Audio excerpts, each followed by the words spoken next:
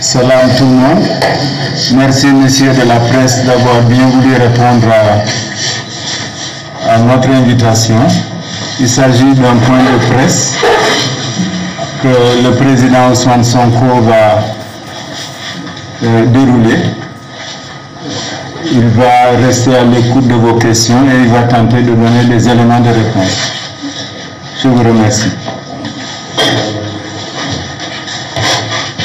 Jërëjëf monsieur le sénateur ñoo ngi nuyu ñi fi teew ñëpp nos amis journalistes di nuyu ñi fi teew ñëpp ci les partisans et les sympathisants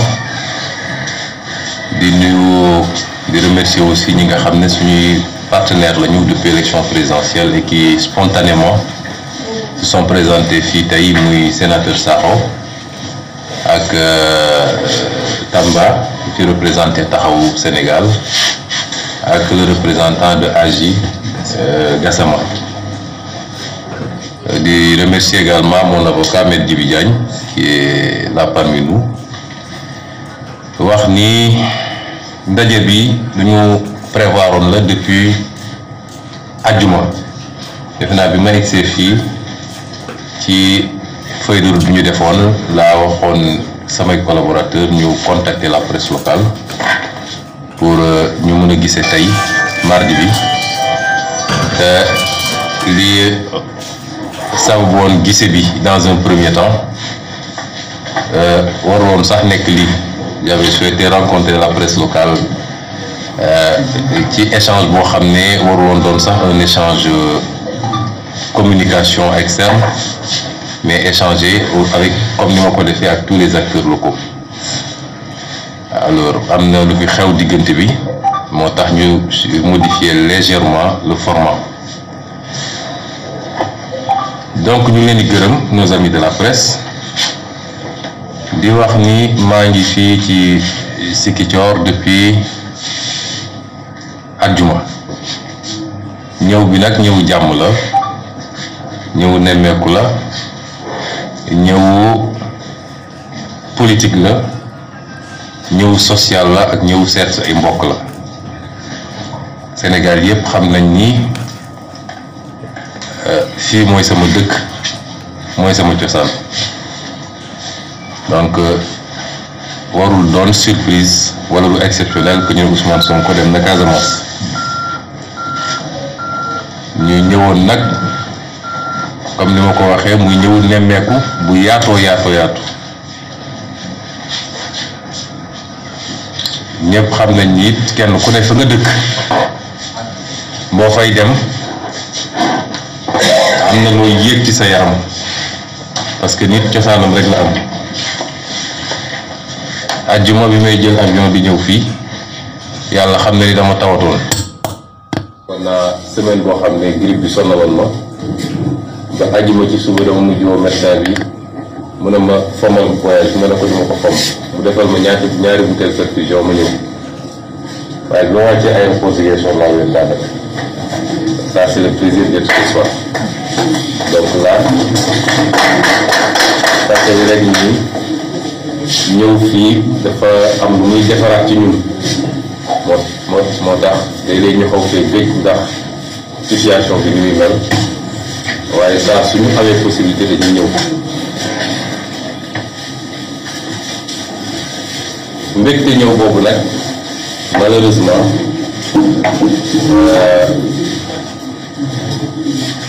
ay nit yoo xam ne peut-être seen niveau moo toll foofu ñoo doon fexe pour yàq fexe laa wax ndax diggante fexe ak fexe bu am tout sorante na bi ñu ñëwee fii ba léegi nee naa ñëw nañ ñëw nemmeeku ziyaare mbokk yi jaale ay dëj yu fi amoon suñu gannaaw, rencontrer tous les acteurs moo tax daje naa ay acteurs politiques yu bokk ci boor yu wuute, daje naa ak ay religieux notamment ay imam ak ñoom seen defe naa évêque bi laaw jotul a gisanteel parce qu'il est hors de Ziguinchor actuellement. daje naa ak ay membres ay organisation de la société civile, daje naa fii ak ay opérateurs économiques, seeti naa fii ay chefs de quartier, bref daje naa ak tout ce que Ziguinchor compte dans tous les segments. wax naa ci léegi ci njëlbeen bi nii nos amis de la presse bi ma leen di convier pour ñu daje tey ci cadre boobu noonu nekk du woon daje interview waaye daje waxtaan la ndax ñoo bokk dëkk te dañ fee xam cër xam fi fi kenn xamul. loolu moo newoon tànk yi ci daje yooyu nag démb bi may ñëw li ma laajee pour ñu seetal ma li ñu war a daje yëpp la ma ñëw organisation bi wax ni waxtaan nañu ak waa UNACOIS ñi ñuy wax UNACOIS yeesal parce que defe naa dafa am ay UNACOIS yu bëri waaye ñi ñuy wax UNACOIS yeesal waxtaan nañu ak ñoom ba ñoom bëgg nañ maa dalal pour ñu waxtaan ci seen i problème seen i mbébét ak seen i yitte ci dëkk bi ma ñëwee ñu def programmation bi ñu ne ma waa UNACOIS bëgg nañ laa dalal ci seen siège mais loolu mooy yoon comme man maa leen bëgg a gis waxtaan ak ñoom ma fekk leen seen siège sax muy gën comme ça ñu mën a dajale ñoom ñu war a dajale ñëpp. donc bu ma demee ils m'ont reçu à leur siège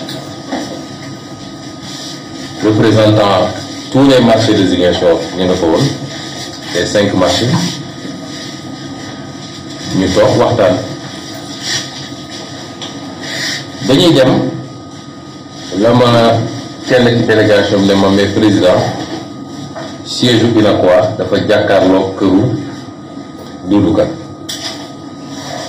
ma ne ko wax mais après siège UNACOIS kay su doon ci biir këru Doudou Ka sax te waa UNACOIS convié ma fa ñu war a waxtaan war naa fa mën a dem waxtaan ak ñoom wax ma laa nag loo xam ne nañ dañoo jàkkaarloo man xaw ma fu Doudou Ka dëkk fii biir Ziguinchor. Ça ne m'a jamais intéressé.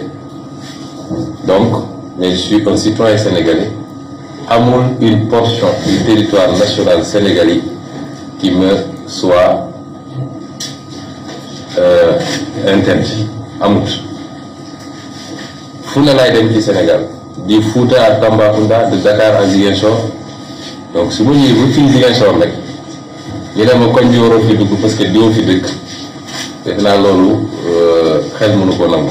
bis bu ne ma romb buntu kër Macky Sall Mermoz te ñëwewu ma kaa tere ñëwewu ko tere benn Sénégalais. donc bi ñu demee ñu recevoir ñu ci seen immeuble bi au 4e étage commencé waxtaan bi ci la ñu dégg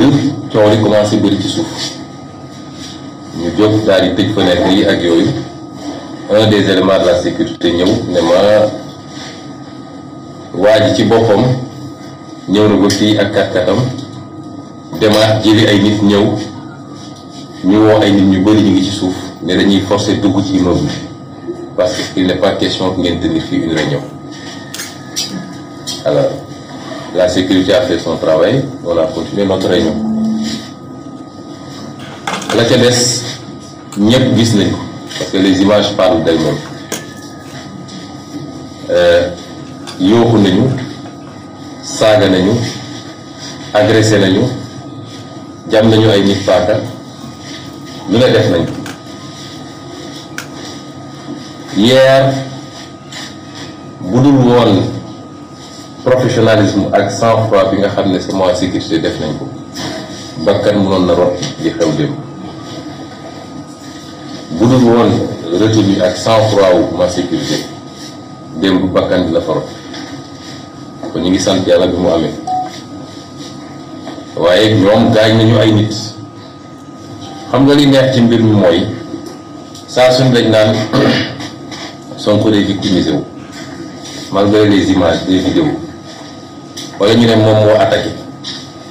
mais bi ñu commencé politique ba léegi mosoo dégg ni waa Pastef gaañ nañu nit wala rey nañu nit waaye dinaa étaler ça bu si kanamee tuuti la longue liste des attaques dont on a fait l'objet. Pastef la ñuy gaañ Pastef la ñuy rey Pastef la ñuy emprisonné mais mosoo dégg ne jóge na ci ñeneen loolu rek doy na ci réponse ni attaque mosul jóge ci Pastef te yàlla xam ne ni ci jamono ji ñu toll amul parti bu ñu ëpp capacité pour attaquer et faire mal fii Sénégal amul. donc li xew démb ñu ngi koy déplorer commencé ci déplorer attitude de police sénégalaise réew mi amul police politique la am police à la solde de Macky Sall la ñu koy déplorer ndax bi coow li commencé waa UNACOIS dañu jël seen téléphone woo police devant moi moo police ne leen situation am na fii ñëw leen Ziguinchor c'est pas une grande ville embouteillage amul benn problème mais li gën a yéeme mooy police ñëw na ndax bi ñuy génn ñun ñu ngi leen fekk ñu taxaw ci kaw tali marché bu kon dugguñu sax ci koñ bi andi benn pick-up où il y avait 2 policiers. C'est déplorable cette attitude de la police nationale. Je les considère comme complices de ce qui s'est passé. Sous bakkan ils auraient une responsabilité. À quoi ça sert ñuy fay ay policiers ay salaires sous des situations élémentaires bu amee mënuñoo ñëw interposer wu pour que yenn extrémités yi ñu bañ cee egg. C'est une attitude irresponsable. C'est pas une attitude professionnelle. La police sénégalaise tàmm na ko. Police sénégalaise day sotle Macky Sall. Fu problème am entre opposition et pouvoir. Police Macky Sall day dem di sotle l'opposition, le pouvoir. Et ça c'est inadmissible, il faut que ça finisse. Parce que Macky Sall fayul police suñu impôt ñun ñi ñëpp mooy fay police.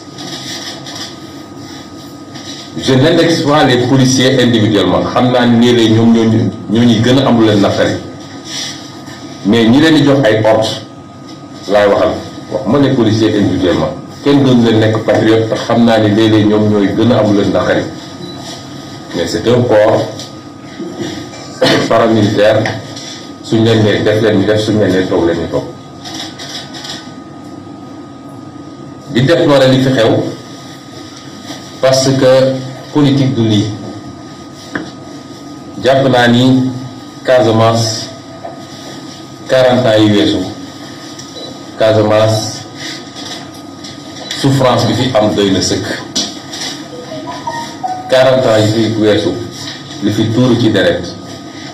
li fi faatu ci bakkan Casamance soxlaatul lii. Nous sommes en politique, nous sommes des adversaires, mais bu lépp jeexee fii la ñuy daje. Sénateur mi ngi koy wax léegi Ziguinchor tout le monde presque est parent d'une manière ou d'une autre. Lii xew démb c'est venu d'un acteur politique mineur. Yàgg na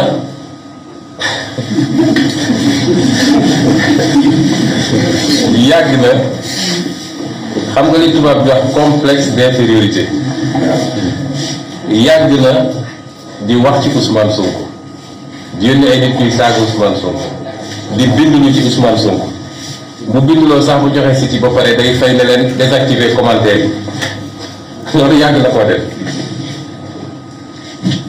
C'est un acteur politique mineur boo xam ne propre bureau de vote am élection yi passé duma nañ ko ba ngoon si da doon jooy kooku man duma moroomam bàyyam ci politique mooy sama nawle.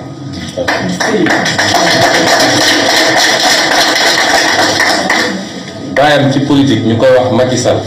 man mooy sama vis-à-vis. donc bu dee dafa foog ni yi muy def nii dina yokk valeur ci Macky Sall comme Macky yooyu la bëgg ba tax lu mu mënul am ci politique ci terrain mu am ko feneen wala bu foogee ni Ousmane Sonko moo doon échelon pour mu monter day nax ko man duma moroomam ci politique. Je ne le dis pas avec arrogance mais li terrain bi wane laay wax bokkuñu ay ambition defe naa li gën a rëy ci réewam mooy être maire de Ziguinchor qu'il ne sera jamais. kon yii ñuy def nii la Casamance n'en a pas besoin te lu mel nii doo mës a gis mu jóge ci l'honorable député maire Abdoulaye Baldé gëw ma ko doo mës a gis mu jóge ci tonton Robert Sagna gëw ma ko les dernières années toutes les scènes de violence politique mi ngi jóge ci benn wala ñaari acteurs politiques te moom ci la bokk. maa ngi fàttali pour 2017 élection législative yi j'étais à l'hôpital parce que Djibi Gueye Ndiaye ma àndaloon du nit ñi bi def accident toog wala loxo bi damm ñu delloo si ko ba ñu demee songu le meeting de Baldé à ADM li fa amoon ci blessé bi ñuy ñëw di hôpital di andi blessé c'était devant moi. politique du dem dajale xaalis boo xam ne l'origine est douteuse dem recruter ay nervi bi jëlee leen Dakar andi leen fii foog ni loolu mun na la may baat ci politique. légitimité bu la ko yàlla mayul da ngay xam ni lii la yàlla def parce que yàlla rek mooy may mais nekk fii saaga nit ñi attaqué nit ñi dundulu loolu du politique. La bataille de Ziguinchor se fera sur des idées, sur des programmes, sur des projets, mais pas de cette manière-là. Donc ñaareel bi mooy Sénégal ci boppam li mu jot a dund jàpp naa ni le Sénégal a fait un très lourd tribut ci ay comportement yu mel nii indépendance ba tey te bi ci mujjee mooy li fi xew au mois de mars nga xam ne fukki bakkan ak ñeent rot na ci ba tey ji ñuy wax nii Macky Sall pëndal bi mu doon pëndal naan ay commission d'enquête ak nangam bëgg a suul dossier te du mu sa suulu parce que tôt ou tard les responsabilités seront situées te ñi rey dinañ dem kaso. un lourd tribut ci li xew rek ci mois de mars bi kon yii soxlaatuñu ko ci politique ku wóolu sa bopp wóolu sa xam-xam am say idée am say projet ak ay programme ñëwal gaaral ko askan wi ñu bàyyi nag le peuple souverainement mu seet ki ko doy mu ne kii laa tànn fii nag peuple bi tànn la ba noppi bu yàgg donc la fii débat moo fi amut may wax ni Pastef nag bi mu juddoo ba léegi Pastef mooy gone goo xam ne dafa judd rek dox may ñu ko fu mu jàngee so may ñu ko fu mu jàngee dox dafa judd rek ñu ne tey ñu faagaagal ko lu ne jaar na fi dàq nañ ñu ngi seen liggéey attaqué nañ ñu ñuy saaga ñu ngi lu ne daj nañ ko fi su ma doon wax rek la longue liste ma fàttali ni le 6 octobre 2018 dañoo pare meeting ci la ñu assassiné Mariama Sagna ba tey jii la justice ne peut pas faire la lumière sur ce dossier ba nga bàyyi ñetti doom yu ndaw a ndaw ba tey jii ñun ñoo jël en charge lépp lu jëm ci seen njàng ak seeni soxla ba léegi justice waxul ci loolu te nee nañu jàpp nañu ci rey loolu la ñuy wax ba léegi justice àdduwu ci assassinat dans des conditions xam ne décence may ñu wax ko fii ñu doxati tuuti fàttaliku ngeen di fi xewoon ci parrainage yi nga xam ne booba suñu gendarmerie ci boppam la ñu utiliser leen dem leen kër yaayu Ousmane Sonko nangu fiche de parrainage lan moo gën a ñaaw loolu ci république un corps républicain ñu jël gendarme ne ko yëpp demal. Maître Diagne ñuy toog di sama avocat boobu dama déposé woon plainte moo topp dossier bi ba ñu condamné gendarme bu ko defoon waroon nañu continuer parce que ki ko jox ordre la ñu waroon remonter parce que moom dañ ko def exécutant kese la waaye suul nañu dossier boobu te bi mu amee léegi ngeen ñoom ñëpp ñu yokku ci newam ministre de l'Intérieur moo njëkk a dem ci télé yeeg rajo yi ne voilà victimisation dara amu fa ci loo xam ne ñëpp fekkee woon nañu ñu doxaat tuuti 23 janvier 2019 ñu attaqué suñu siège Yoff gaañ fa ay xale yi fa nekkoon daa ji saccagé télévision chaise lu fa daw yëpp ñu saccagé ba léegi enquête amul ci loolu. Est-ce que vous avez dit ay militants parce que dem nañu attaquer le siège de quelqu'un wala le meeting de quelqu'un wala l'activité de quelqu'un amagul fii Sénégal la violence vient toujours d'un seul et même côté. ñu weesu loolu février 2019 yéen ñëpp yéen a ngi fàttaliku bi ñuy attaqué sama convoi à Aéré Lao ay jaasi ay paaka lu ne am fa en pleine campagne. ñu jógee foofu ñu attaqué waat suñu convoi à Fatick gaañ fa ay nit gaañ yu métti ba tey jii ma wax ak yow am na ñoo xam ne ñu ngi jógee Fatick di ñëw faju Dakar ay rééducation 2019 te ñi ko def ñoom ñëpp xam nañ leen fu nekk attaque bi fa am ministre bi ko def xam nañu waaye damay wax toujours ni sàcc bu dul raw jarul yàq nelaw bàyyi leen rek ñuy tëdd daal fii Sénégal la te Sénégal bi jeex commencé wul tey dal jeex tey ki ko def ministre bi yónnee pour ne attaqué leen yi ma leen wax ni yëpp bu nekk xam nañ ban ministre wala ban directeur d'agence moo yónnee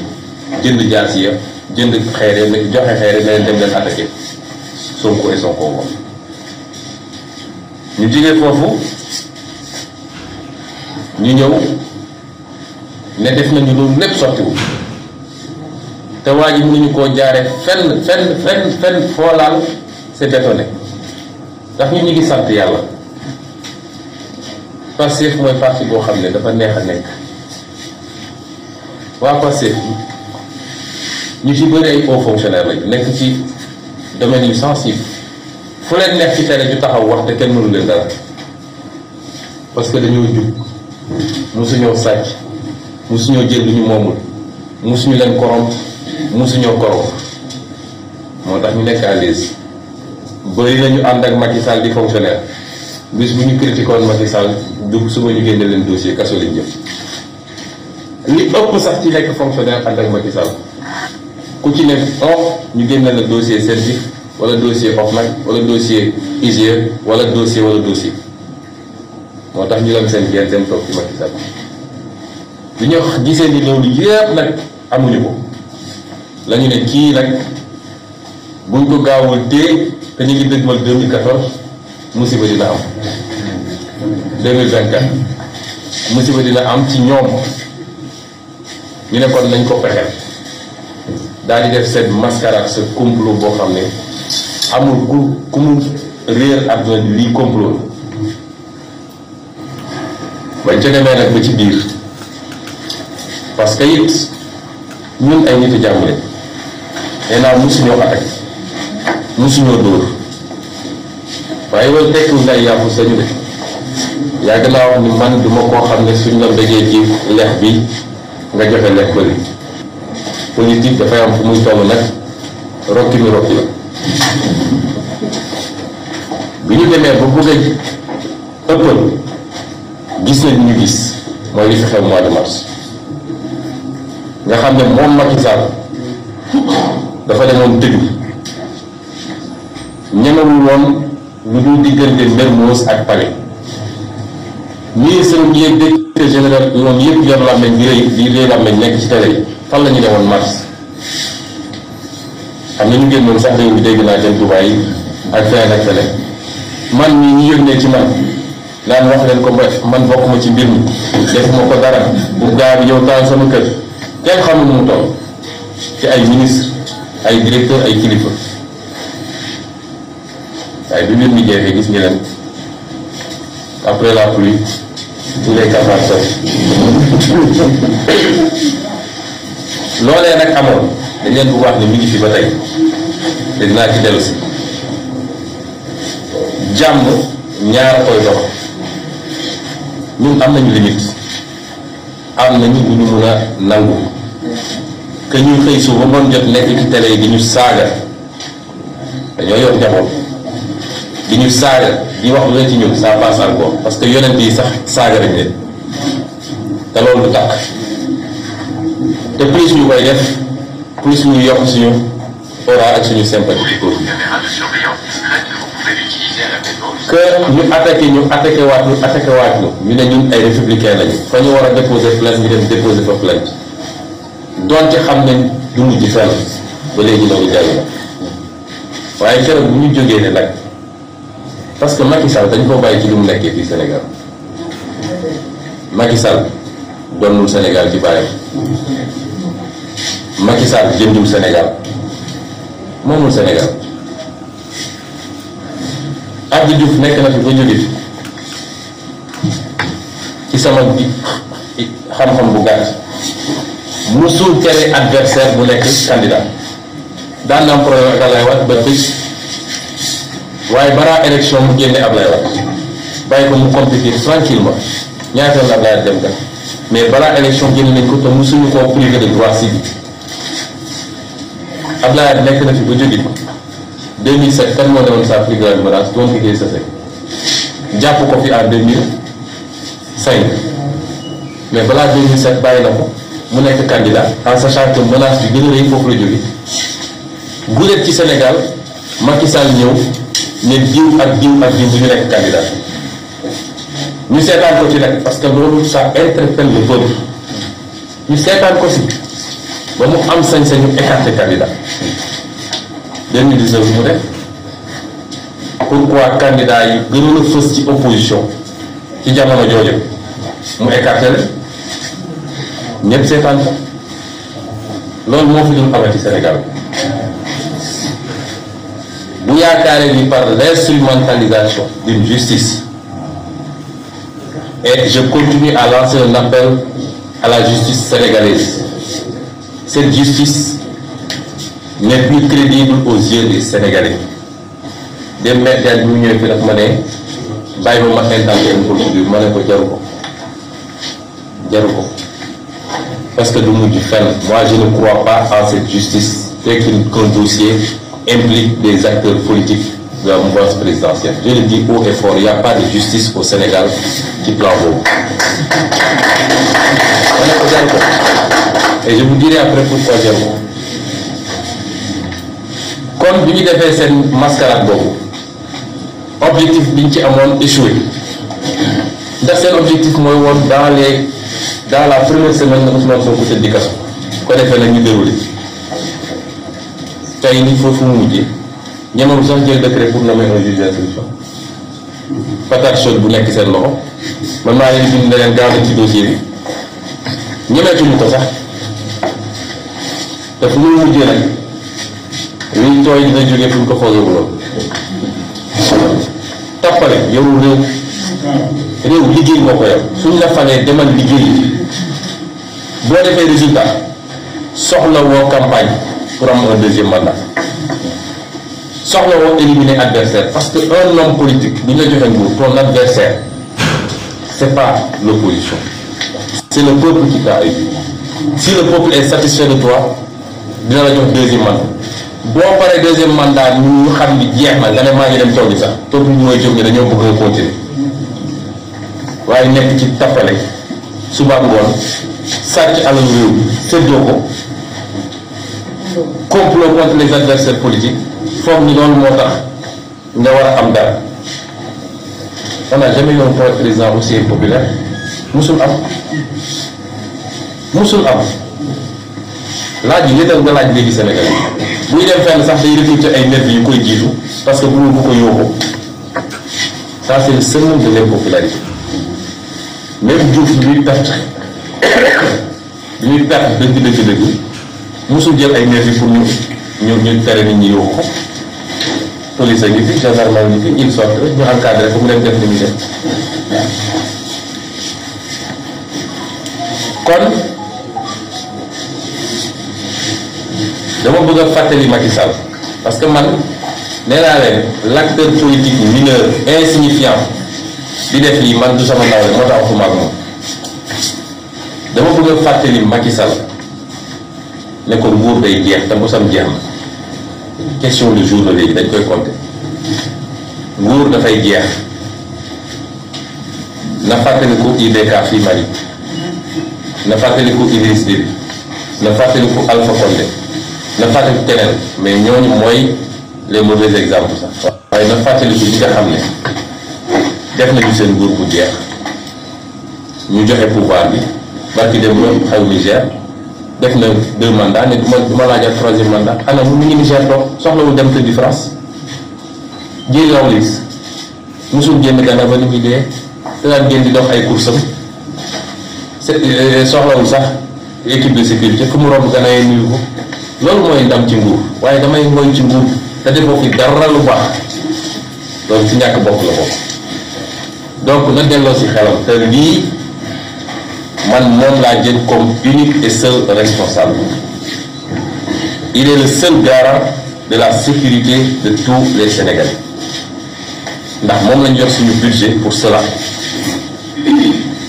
lii xew ak lu mun a xewati responsabilité am la et je prends l'opinion nationale et internationale à témoin. maa ngi woo it kilifa diine yi commencé ko ci kilifa diine Casamance comme Casamance saa nekk suñu imam yi suñu évêque yi suñu kilifa diine coutumier yi maa ngi leen di oo d'abord ñoom maa ngi woo kilifa diine réew bi yëpp xalif généraux yi église bi ñëpp parce que dafa am fu fitna di toll ñoom bokk nañ ci ñu ciy gën a sonn li fi xewee fii ci mois de mars ñu ñëpp gis nañ ni kilifa diine yi amoon nañ leen di métti trop parce que ñun ñëpp seen njaboot lañ ñu ngi leen di woo parce que lay raam ci ñàkk ba la jëm te tubaab danaan mieux vaut prévenir que guérir dóor benn yoon nga bàyyi mu romb mën nañ ko coxos nga bàyyi mu romb mën nañ ko waaye mu naree ñetteel li ñuy wax daal te dañuy wax toujours ni sénégalais xamul ku dóor ku fayu la xam may wax kilifa diine yi nañu àddu bañ a toog ba fitna gi egg fenn ñu wax mais dañuy teel a wax pour anticiper ña ngay wax sax nag ndax ñun ñëpp dégg nañ màggal Touba bi rek di xalifa général des mourides wax mooy njëkk a woote pour ñu am élection bu transparent bu dal te leer nañ loolu nag buñ ko waxee ku am dégg-dégg xam nga ni xam nga kuñ ko waxee parce que opposition organisé wul élection donc suñu nee nañu fexe ba élection yi ñu organiser ko ci ni mu gën a jubee ni mu gën a rafet ak ni mu gën a dalee kii mu yor organisation élection yi la ñu waxal moo yor administration yi organiser élection yi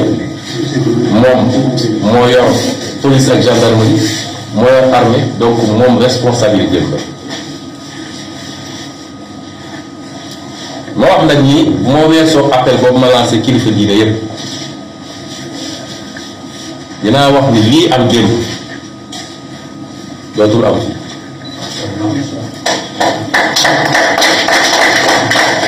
lii am démb dootul am parce que ki ko def wolof day wax ni bukki bu yebee waxambaane ki doxi kel fii Ziguinchor ku am fit ak sañ-sañu jóg ne ma ngay dem attaqué ci Ousmane Sonko rek defe naa ci xaru la bokk.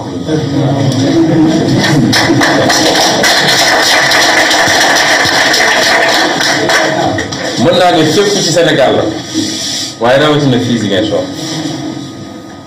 may wax nag ni lii du amati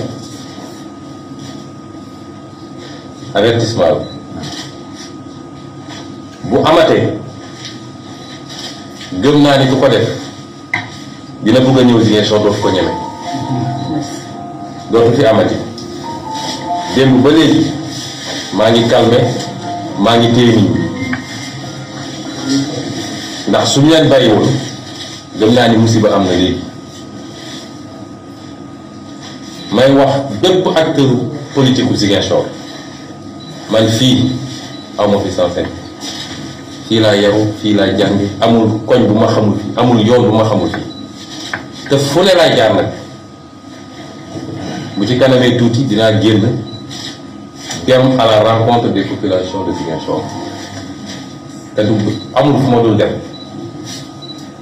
bu soobee yàlla tey fu ma dem population yëpp dinañ génn keneen ku am ay nervi di attaqué na génn ba xam ñaata ñu koy génn ne ko nii lañu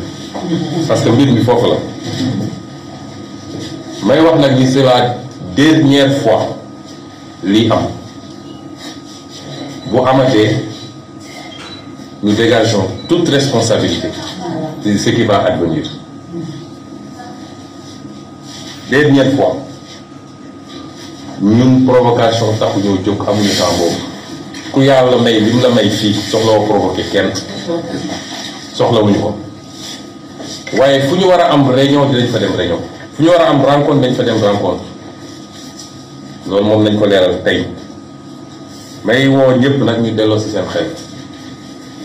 ndax jàmm ci la lépp xaj nit dina taal fitna ba pare fitna ba këpp ci boppam jàmm ci la lépp xaj ay élections la ñuy dëgmal ce seront des élections entre des fils et des filles du Sénégal. Ce seront des élections entre des fils et des filles de la Casamance. nañ ci dugg ci jàmm kenn ku ne wax xalaatam présenter projet am askan wi tànn